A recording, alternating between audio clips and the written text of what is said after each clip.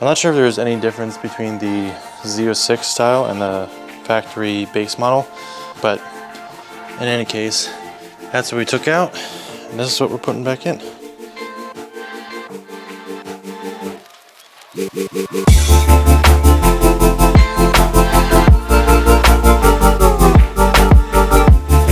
Of course, A+ on the packaging.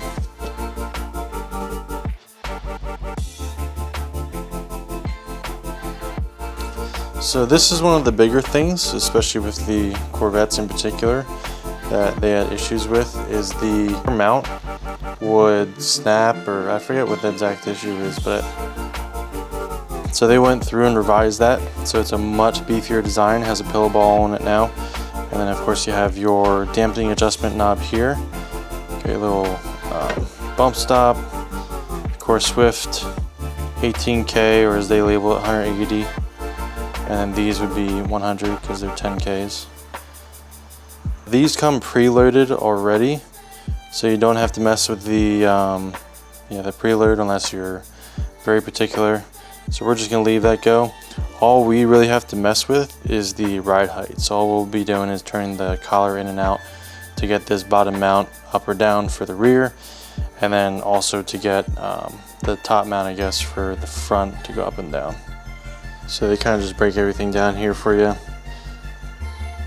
Basic adjustment, ride height, everything for you here.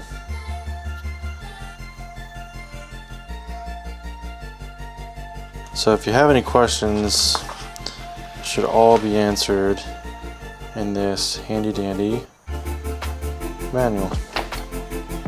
Okay, so here it breaks down BR, DS, RM, ER, HM, ZR, whole lot of different ones. You can get it with reservoirs, without. A lot of different options you get with these things. So hit these guys up if you need some coils. Alright, so here's our build sheet, spec list. As you can see, DS, which is the digressive setup, extreme low. I opted for that because I wanted the front end to go as low as possible. I heard of a lot of guys saying that they put coilovers on and the front doesn't go as low as the rear. So me being me, just opted for that. Swift spring upgrade, custom springs. Okay, so there's the part numbers there. Front spring is 18, rear spring is 10, referring to the 1810K specs. Pillow ball mounts, front and rear. And I'm not sure what RH stands for. Build specialist is J. Thanks, Jay. Appreciate it, man. So there's the build spec list, in case any of you guys want it, need it. So the next event I have is in a week and a half. It is Wednesday, so that's plenty of time to do this as long as my work schedule allows it. But work's been kind of hit or miss. Like today I got done real early, yesterday I got done kind of late. So it kind of depends on that.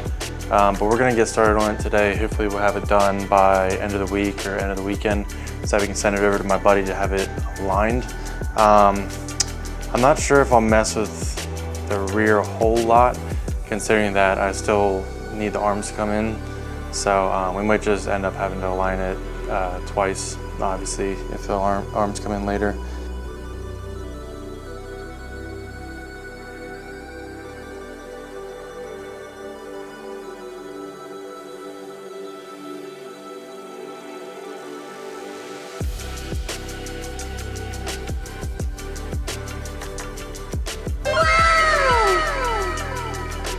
All right, so we got the factory leaf spring out. If you don't know what we're looking for, all it takes is 3 bolts.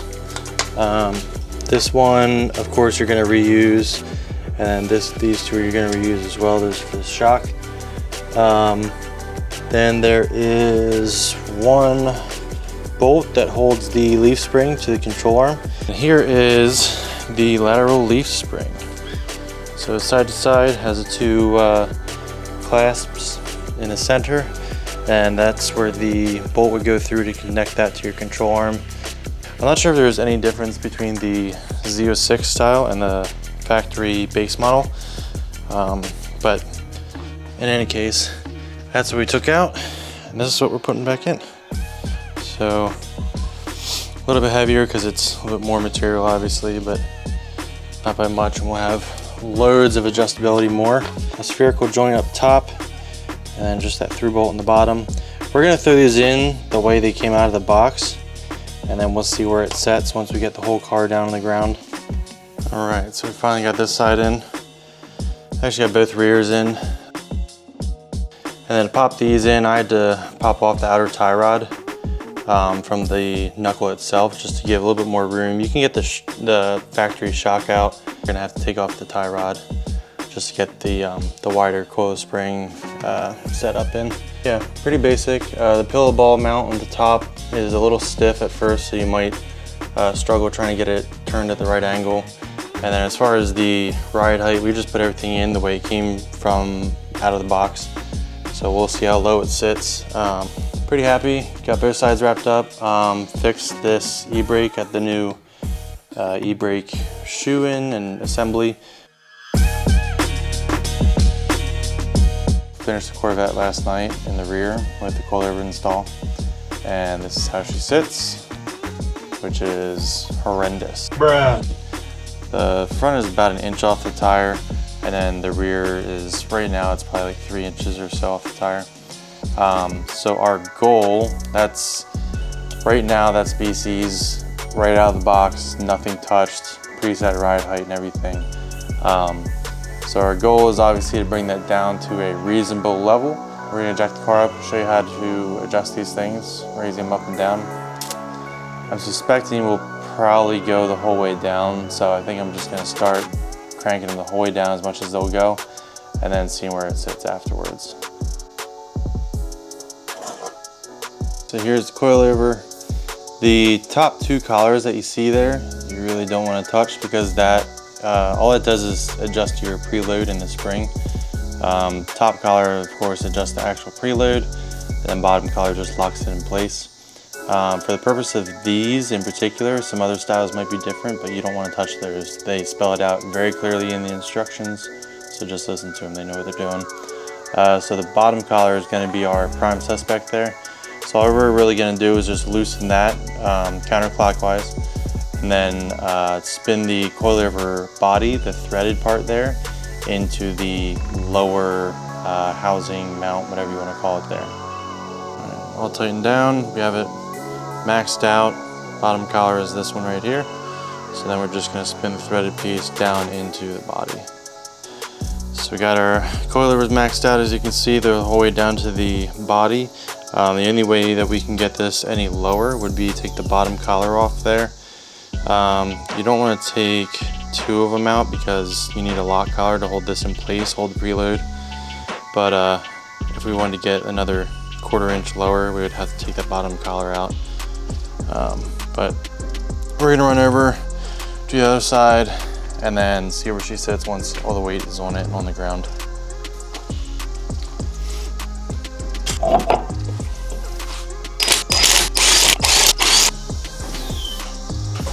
That's quite a bit better. Looks different on camera versus in person, but still got about 1 inch, I'd say, of wheel gap, but the suspension has to settle yet. So I should bring it back just a tad more, but that's all the way down. All right, day 3, working on the Corvette. Moved on to the front of it now. This one's gonna be a little more complicated as we have to remove the coolant tank. On this side, it had the washer fluid reservoir. Took that out to install the brake lines and just never got around to putting it back in. So that's kind of all it started, but you can see the stud there on the very bottom. Looks fairly easy to get to, so we might luck out and not have to remove any of the hoses for the coolant tank. But we're gonna probably start at this side, see how difficult it is, and move on to that side. So we got old shock out. We actually managed to get the spring out as well without cutting it. A lot of guys end up cutting these things just because they are a pain to get out, but you don't have to. I just took those out. It gave me just enough room to move the knuckle down far enough that I could get the spring pushed more the one way on the passenger side, just enough to get it past the edge of the control arm there on the opposite side. So the spring would just slide off and then I could fish it out that way. Now here's kind of a comparison between the BCs and the factory struts. If you can see here, it's actually flattened on two sides. So if you can get a wrench to fit over that, and then get another wrench to loosen the nut, I would highly recommend, if these are factory in your car, I would highly recommend taking a little wire brush to the threads. I had a heck of a time trying to get the one side off, and then part of the way up, it just caused the wrench to slip and it was starting to strip the top of it there. So I ended up taking a wire brush, got a vice grips up top there, and that kind of did the trick. So we're gonna get back to it, throw the coils in. I don't even think I'm gonna try and see where these set. So we're just gonna max it out right off the bat and then see where she sits.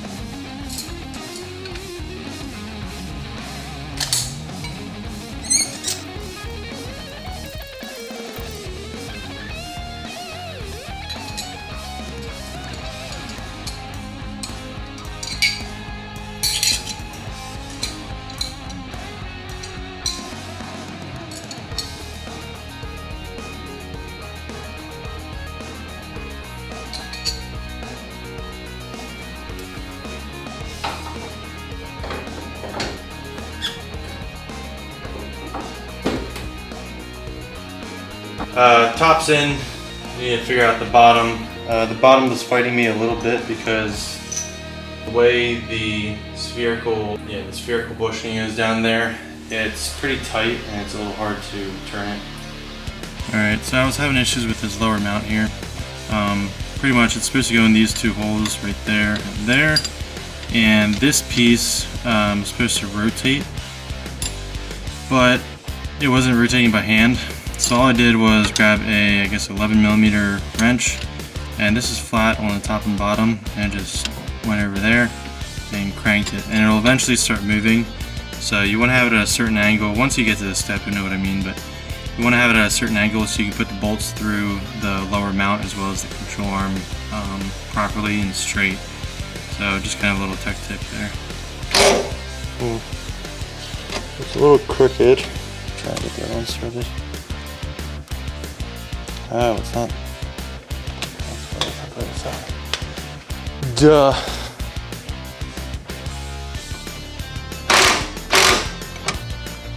It's tightish.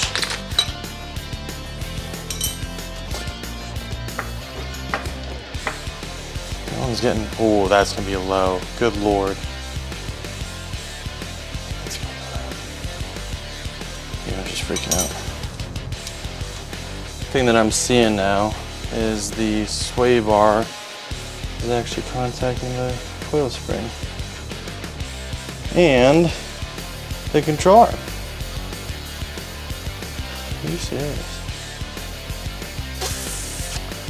We wanted to keep them in. What I have to do is get a longer sway bar link to move the sway bar pickup point up and out of the way, so that when this compresses and rebounds, it's not dragging the spring across this sway bar and cutting it and damaging it and all that fun stuff. So we don't want to mess up brand new coilovers. A lot of guys say that you don't have to run a sway bar once you go past a certain spring rate in the front, which that may be true. But I don't know. I want to run a sway bar.